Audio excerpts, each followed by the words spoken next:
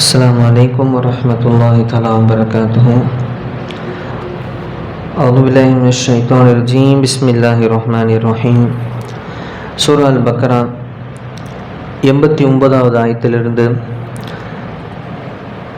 அல்லாஹ் யூதர்களை பற்றி பேசிக் கொண்டிருக்கின்றான்.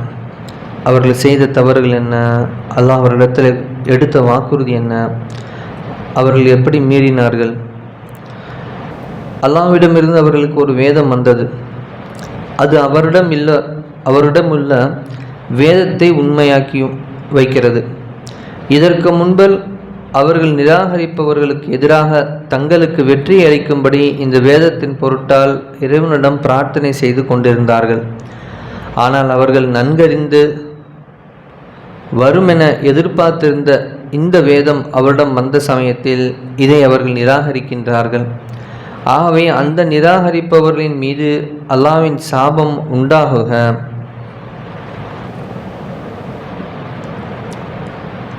பாருங்க, குர்ஆன் என்ன கூறுகிறது. இதற்கு பிறகு அவங்க கையில் ஒரு வேதம் இருக்கும்போதே இதை அவங்க கையில் வச்சிருக்கக்கூடிய தௌராத்தை, இஞ்சில இதெல்லாம் உண்மைப்படுத்தக்கூடிய ஒரு குர்ஆன் வரும் என அவங்களுக்கு கூறப்பட்டிருந்துச்சு. அப்போ வரும் தெரிஞ்சிருந்தே இவங்க என்ன செஞ்சுட்டாங்க, நிராகரிச்சிட்டாங்க. ஒரே ஒரு காரணம் தான், அதான் ஜாதி. சொல்ல போனால் அப்படி தான் சொல்லணும். தன் இனத்தால் எல்லாம் போயிட்டாங்களே நபி, நம்முடைய யூத இனத்தில் எல்லாம் போயிட்டாங்களே அந்த தன் மக்கள், இதுதான் ஜாதி. அரபியா போயிட்டாங்களே என்ற ஒரே விஷயந்தான் அவங்கள அதை விட்டு தூரமாக்கிடுச்சு.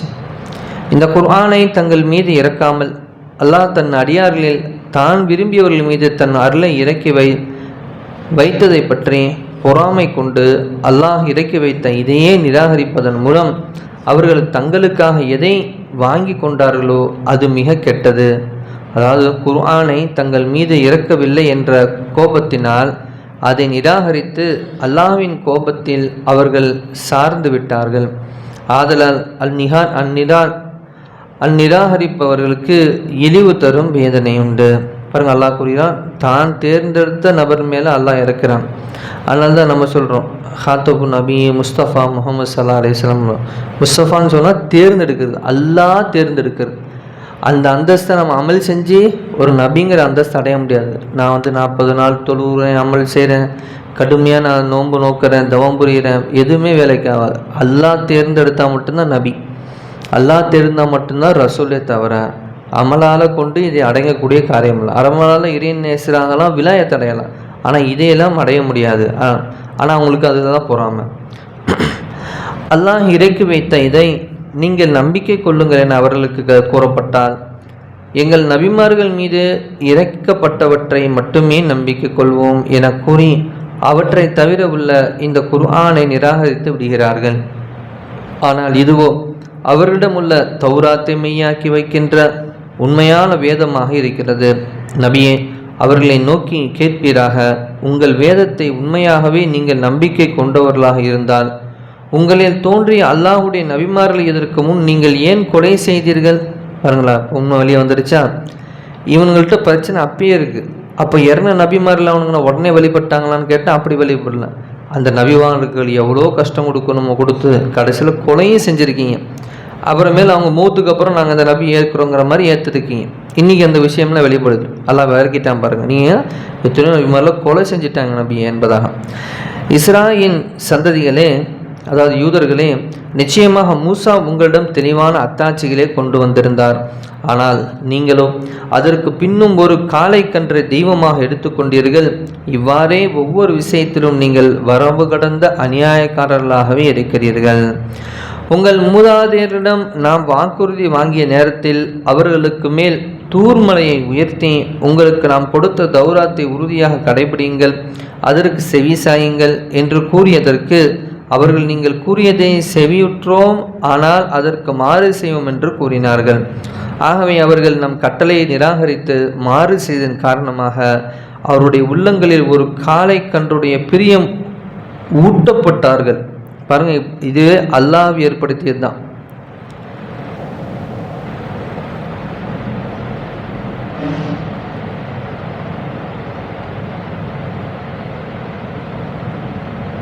உஷ்ரிபு ஃபி குலூபிஹிமுல் இஸ்ல்.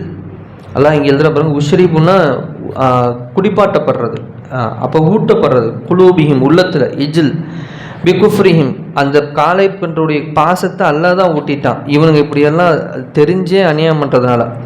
இந்நிலையிலும் நீங்கள் தௌராத்தின் நம்பிக்கை கொண்டவர்கள் என்று உங்களை கூறுவதென்றால் இவ்வாறு செய்யும்படி உங்களை தூண்டும் அந்த நம்பிக்கை மிக கெட்டது என்று நபியே நீர் கூறுவீராக. பாருங்கள், இவங்க என்ன சொல்கிறாங்கன்னா, எங்களுக்கு இறங்கின நபி தான் எங்களுக்கு முக்கியங்க, நாங்கள் அதை தாங்க ஏற்போம் அப்படின்னு சொல்கிறாங்க. அன்றைக்கி மட்டும் நீங்கள் ஒழுங்காக ஏற்றுக்கிட்டீங்களாடா? அதான் எல்லாம் கேட்குறேன். அன்றைக்கி நீங்கள் ஒழுங்காக ஏற்றுக்கிட்டீங்களா? ஏற்றுக்குங்க, தௌராத்தை எல்லாம் உங்களுக்கு கொடுத்துருக்கான்னு சொல்லும்போது ஏற்றுக்கலை. அப்போ தூர் மலை பக்கத்தில் வச்சு எல்லாம் மலையை தூக்கிட்டானா, மலையை தூக்கி உங்கள் தலையில் இறக்கிடுவேன், ஏற்றுக்கிறியா இல்லைன்னா உடனே ஏற்றுக்கிறாங்க எல்லாம் அப்படின்னு ஏற்றுக்கிட்டாங்க. இந்த அளவுக்கு இவன்ட்டு குஃபுரு மண்டி போய் கறந்துருச்சு. அதான் நான் சொல்கிறேன். அதனால தான் அந்த மூசா நபி 40 நாள் தான் உங்கள்கிட்ட இல்லை.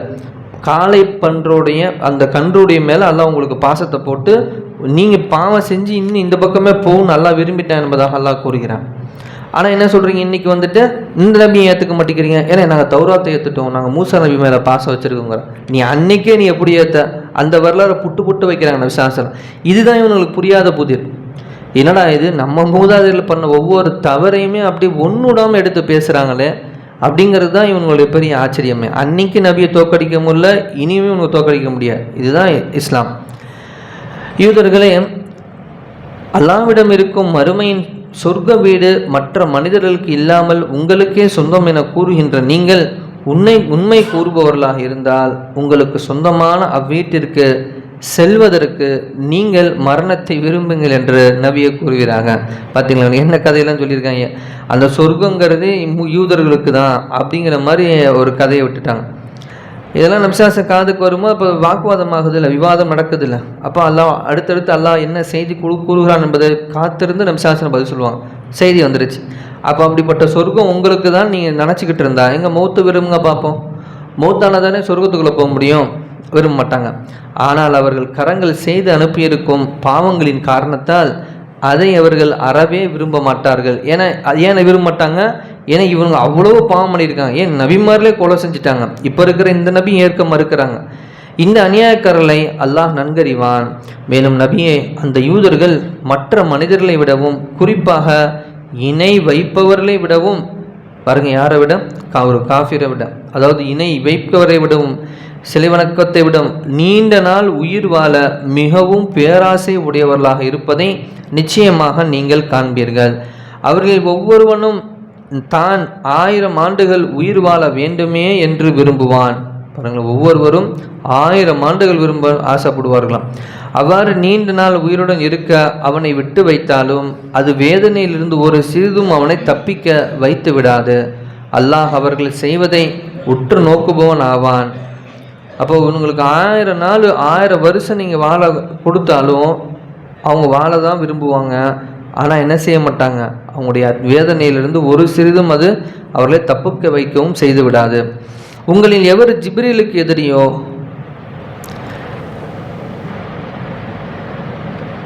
உங்களில் எவர் ஜிப்ரீலுக்கு எதிரி என நபியை யூதர்களை கேட்பீராக.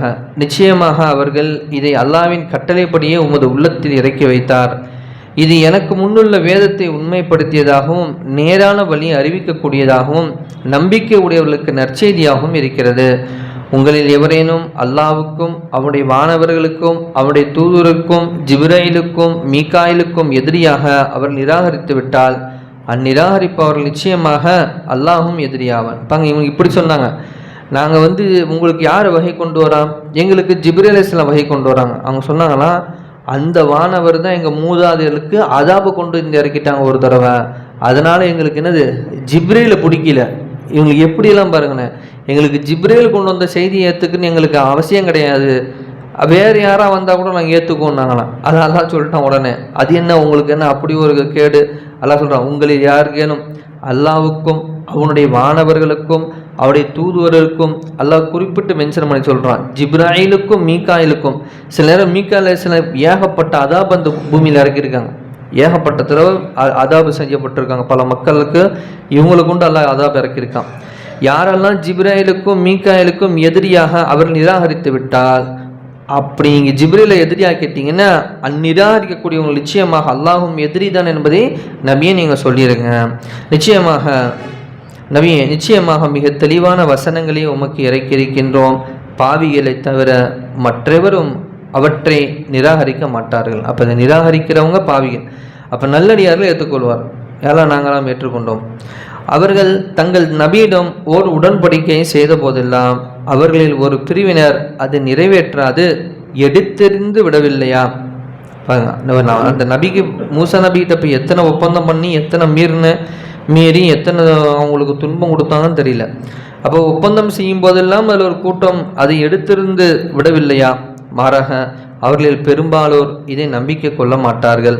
அல்லாஹ்விடமிருந்து தூதர் ஒருவர் அவரிடம் வந்து அவர்களிடம் உள்ள வேதத்தை உண்மையப்படுத்திய போதெல்லாம் முந்தைய வேதம் வழங்கப்பட்ட அவர்களில் பலர் அல்லாஹ்வுடைய இந்த வேதத்தையே தாங்கள் அறியாதது போல் தங்கள் முதுகுக்கு பின்னால் தூக்கி போட்டு விடுகின்றனர்.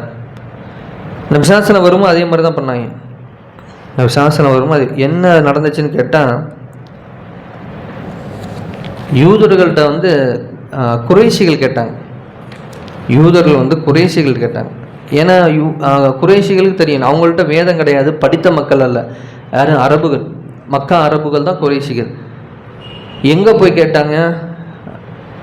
எங்கள் ஊரில் இருக்கிற முகமது ஸல்லல்லாஹு அலைஹி வஸல்லம் சொல்கிற விஷயம்லாம் உண்மையா?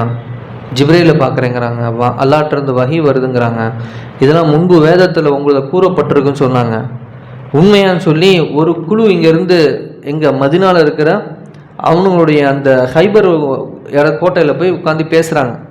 அந்த ஆலிம்களோட, யூத ஆலிம்களோட என்ன வார்த்தை சொன்னாங்க தெரியுங்களா? அங்கே பாருங்க, அதான் எல்லாம் இங்கே சொல்கிறாங்க. இவங்க விதத்தை உண்மைப்படுத்தி தான் அது வந்துச்சு. அவங்க நபிசாசம் தொழுகிற திசை எது? இவங்க தொழுவிட்டு இருந்த பைத்துல் முக்கத்தஸை பார்த்து அவங்க தொழுதாங்க. அப்போ அவங்க சொல்லிட்டாங்க, என்ன சொன்னாங்கன்னா, வருவாங்க எல்லாம் உண்மைதான், ஆனால் அது இவர் கிடையாது, அது இவங்க கிடையாது என்பதாக அப்பட்டமாக ஒரு பொய்யை சொன்னாங்க. அப்பட்டமான ஒரு பொய்யை. இதெல்லாம் அவர்களுக்கு பிடிக்கல. இந்த ஒட்டகம் மேய்ச்சிட்டு இருந்த மக்களுக்கு மத்தியில், பட்டி அடித்து வாழ்ந்துக்கிட்டு இருந்த மக்களுக்கு மத்தியில் இப்படி ஒரு நபியா என்பதாக அவங்களால ஏற்றுக்க முடியல. அதுதான் அல்லாஹ் சொல்கிறான். அல்லாஹ்விடமிருந்து தூதர் ஒரு அவரிடம் வந்து அவரிடம் உள்ள வேதத்தை உண்மையப்படுத்திய போதெல்லாம் முந்தைய வேதம் வழங்கப்பட்டவர்களில் பலர் அல்லாஹ்வுடைய இந்த வேதத்தை தாங்கள் அறியாத போல் தங்கள் முதுகுக்கு பின்னால் தூக்கி போட்டு விடுகின்றார்கள். அல்லதான் கஹபுல் அஹ்பாருங்கிற ஒரு சஹாபி, அவங்களுடைய தந்தை மிகப்பெரிய யூத அறிஞர், யூத ரப்பி. அவங்க வீடு ஃபுல்லாக அலமாரி ஃபுல்லாக அந்த ஏடியாக இருக்குமா. அவங்களுடைய மூதாதிலேருந்து கலெக்ட் பண்ண எல்லா இல்மும் அதில் இருந்துச்சான். அப்போ அந்த யூத ரப்பி என்ன செய்கிறாங்க, அவங்க தந்தை சொன்னாங்கன்னா, தம்பி நீங்கள் இதில் இருக்கு எதை வேணும்னு படி, ஒரு குறிப்பிட்ட ஏட்டை மட்டும் காமிச்சு இதை மட்டும் படிச்சுட்டே படுத்துறாரு, தொட்டே பார்க்காதுன்னு சொன்னாங்க. தந்தை வஃபாத் ஆகிட்டாங்க. பெரிய இவங்களும் அந்த யூதர்களுக்கு மத்தியில் பிரபலியமான ஒரு மார்க்க அறிஞர். இவங்களுக்கு சொன்னால் எல்லாம் அக்செப்ட் பண்ணிக்குவாங்க அந்தளவுக்கு. அப்படி என்னதான் அதில் இருக்க போகுது, படித்து பார்ப்போமேன்னு சொல்லிட்டு அப்போ நபிசாசனம் வந்துட்டாங்க, தீனை பரப்பிக்கிட்டு இருக்காங்க, எல்லாம் தெரியுது, ஆனால் ஏற்றுக்க முடியல எல்லாராலையும். கடைசியில் ஒரு நாள் எடுத்து பார்க்குறாங்க, இறுதி நபி முகமது ஸல்லல்லாஹு அலைஹி வஸல்லம் வருவாங்க, அவங்க வந்த பிறகு இந்த தீனெல்லாம் அல்லாஹ் இதாக்கிடுவான், அவங்கள ஏற்கிறவங்க தான் மீண்டும் அடுத்த தீனில் வருவாங்கன்னு சொன்னோடனே பார்த்துட்டு ஆச்சரியப்பட்டுருவாங்க. ஆஹா, ஏன் தந்தை இதை நம்மள்கிட்ட மறைச்சாங்கன்னு சொல்லிட்டு அன்னைக்கு போய் நபிசாசல் கையை பிடிச்சி முசா பண்ணி இஸ்லாத் ஏற்றுக்குவாங்க. இஸ்லாத் ஏற்ற உடனே இவனுக்கு எல்லாம் கூட்டமாக போய் நபிசாசல் இடத்துல இன்னும் சண்டடிக்க ஆரம்பிச்சிருவாங்க. அது வரைக்கும் அவர் சொன்னால் ஏற்றுக்கிறோம், எதை சொன்னால் நாங்கள் ஏற்றுக்கோன்னு சொன்னவங்க தீனை ஏற்றவொடனே அவங்கள வெளியே வர சொல்லுங்கள், எங்கள் கையில் ஒப்படைங்க, நாங்கள் என்ன பண்ணுறோம் பாருங்க அப்படிம்பாங்க. நபிசாசல் சொல்லிடுவாங்க, இன்றைக்கி இனிமேல் அவங்க எங்கள் பாதுகாப்பில் உள்ளவங்க, நீங்கள் உங்கள் வேலையை பார்த்துட்டு போங்கன்னா நான் அவங்கள அமுச்சு விட்ருவாங்க. இப்படி ஒரு கூட்டம், யூத கூட்டம், என்னென்ன அல்சாட்டியம் பண்ணி எல்லாத்தையும் எல்லா டீட்டெயிலாக விளக்கி போட்டான். இன்றைக்கி இதே மாதிரி ஒரு சூப்பர் பவர் அதிகாரத்துறையை நரித்தனமாக உலகம் முழுக்க தன் கட்டுப்பாட்டில் வச்சுக்கிட்டு மக்களை என்னம்மா பாடுபடுத்துகிறாங்க. அன்றைக்கே செஞ்சுட்டாங்க. அல்லாஹ் குர்ஆனில் விளக்கிட்டான். சில மீது கொண்ட விளக்கத்தை நாளைக்கு படிக்கலாம். நம்ம இதிலிருந்து என்ன நமக்கு படிப்பின, இப்படி அல்லாஹ்வுக்கு பிடிக்காத ஒரு நபரை நம்ம மாறிடக்கூடாது. நம்ம அதை தான் அஞ்சணும். அல்லாஹ்வுக்கு எவ்வளோ நேரம் ஆக போகுது நம்மளை ஒரு யூதன் மாதிரி நவுதுபில்லா அவனோட கோவப்பட திரும்புறதுக்கு? இதுவே நமக்கு தெரிஞ்சது அமல் செஞ்சுக்கிட்டு அப்படியே அல்லாஹ் காலத்தை ஓட்டிட வேண்டிதான்.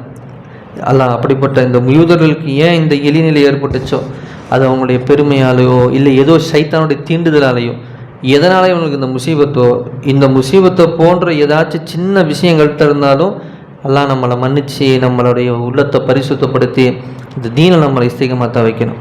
அல்லா அப்படிப்பட்ட நல்ல பாக்கியத்தை நம் தந்தல் புரிவானாக. சுபஹான் அல்லாஹி பிஹம்திஹி சுபஹானக அல்லாஹும்ம பிஹம்திக அஷ்ஹது அல்லா இலாஹ இல்லா அன்த அஸ்தக்ஃபிருக வ அத்தூபு இலைஹி. மின் ஹைரி சுப்ஹான ரப்பிக ரப்பில் இஸ்ஸத்தி அம்மா யசிஃபூன் வ ஸலாமுன் அலல் முர்ஸலீன் வல்ஹம்துலில்லாஹி ரப்பில் ஆலமீன். ஸல்லல்லாஹு அலா முஹம்மது ஸல்லல்லாஹு அலைஹி வஸல்லம். ஸல்லல்லாஹு அலா முஹம்மது ஸல்லல்லாஹு அலைஹி வஸல்லம். ஸல்லல்லாஹு அலா முஹம்மது யா ரப்பி ஸல்லி அலைஹி வஸல்லம். அஸ்ஸலாமு அலைக்கும் வரஹ்மத்துல்லாஹி தஆலா வபரகாத்துஹு.